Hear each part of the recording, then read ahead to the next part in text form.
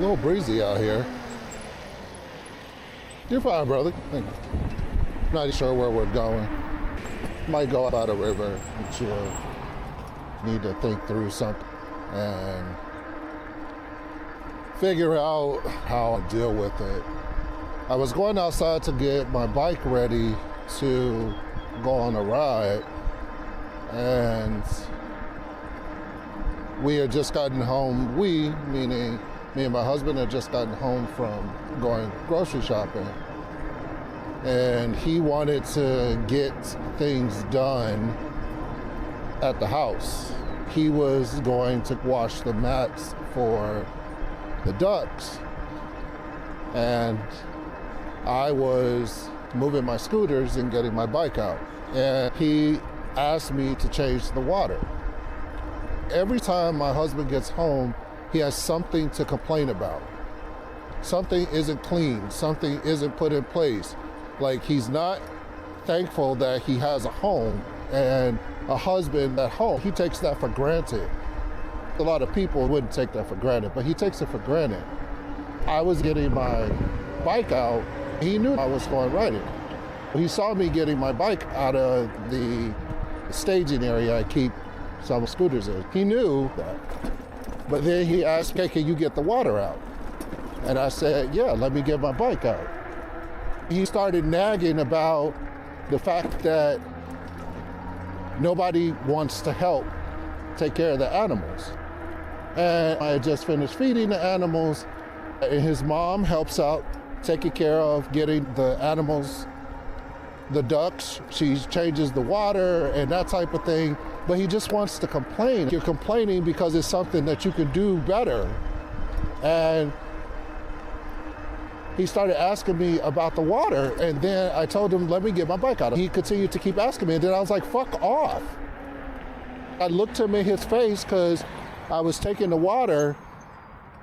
Once I got my bike done, I was like, okay, I'm done. I can help now. I had my bike out, so I went to start removing the water. I never changed that water, he does. He had it set up the way he likes. So I went to take the string apart. That's not the way you do that. And I'm like, you're not gonna scream at me when I don't do it. He's like, you should have just let me do it. And I was like, fuck off. I know how to change water. I don't need you to tell me how to change water. You constantly bitching and badgering me as if I'm a horrible person. You have to come home and do everything. I don't bitch at you when I pay the bills. I just make it happen. That just lit me on fire real quick. I don't know why. I felt some kind of way like, dude, don't stop. But I think a large part of this is not about the water. It's about where my relationship is going, or my marriage is going, and understanding that my marriage is starting to erode. My marriage is starting to erode, and I have to deal with that. I love him, and I believe he loves me. Unfortunately, there's no longer the passion isn't there, and I don't know that the effort is being put by either one of us to maintain or continue to be passionate about each other. I know he sees me as a friend and trusts me, and I don't take that for granted. We've been married for 7 years, so it's not like we just got married. We've been through a lot. I just have to be real with myself what the whole thing is about. And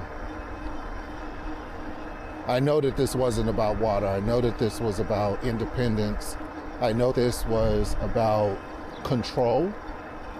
And I'm working to be a better person. Not that I was bad, just working on myself to keep growing. I know that may scare him because he's used to controlling me by shaming or withholding, and that's no longer working. When I'm snapping back at him, he's not accustomed to that, because before I wouldn't do that.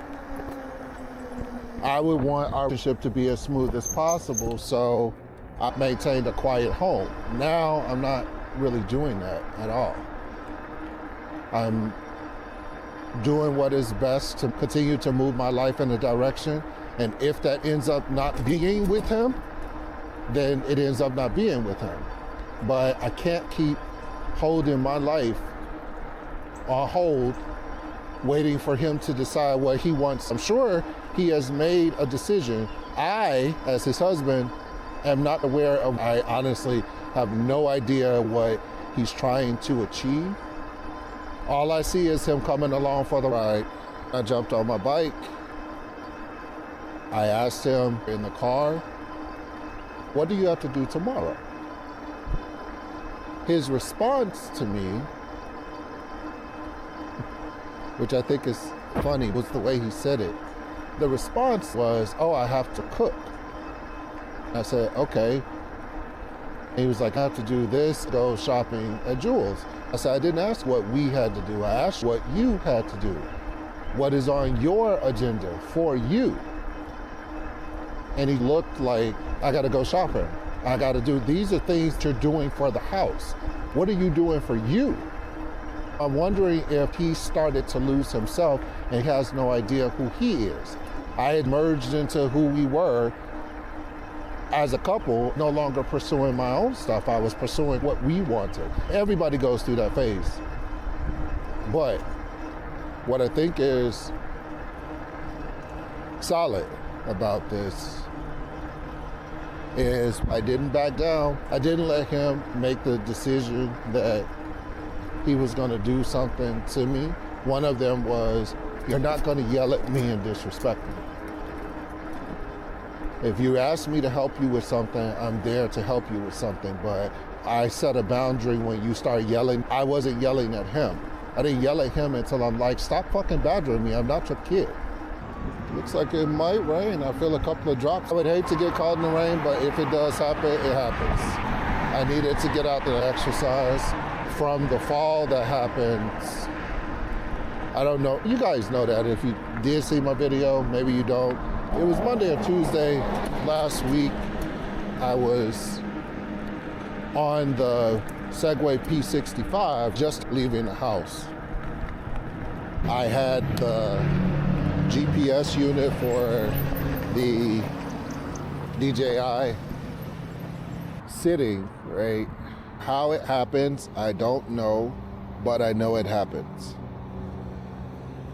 I was thrown to the ground by my scooter. Unfortunately, I didn't know that I put the GPS unit that goes with the DJI Osmo 4 on the scooter in the dark. I had done it so many times, so I assumed it was just like the last time. It got caught in the throttle. As soon as I went to accelerate, when I got ready to stop, it continued and I lost my balance. I landed on my shoulder. That day, I was late for the train. I landed on my shoulder and I'm 240 pounds. So 240 pounds thrown at 25 miles an hour to the ground. My shoulder's fine. It took a couple of days to let my shoulder chill out. I did my scooters Tuesday and Wednesday, and I was waiting to take this out today. Glad to get out, roll around, get some air and exercise. It's about 50 degrees now. I wanted to roll through different areas. And I'll stop running my mouth, white-tailed deer. This is the bridge. We were going to stop and take pictures. This is an incline. I don't know what exactly the incline is, like the full incline, but it is an incline. 17 miles an hour. What you can't see is it has started raining, but we're going up this hill.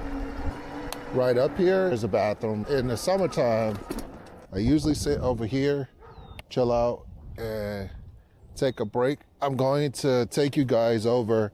I should take a picture because I haven't been over here since I was on my, let's go. It thinks I'm driving. I am not driving. You are here. It has some regulations and stuff.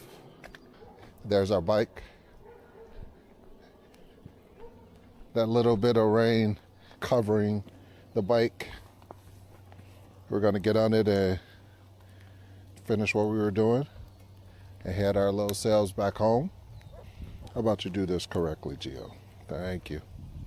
I'll bring you guys down here so we can do some work on the drone when that time comes, but right now we're gonna sit and get out of the rain.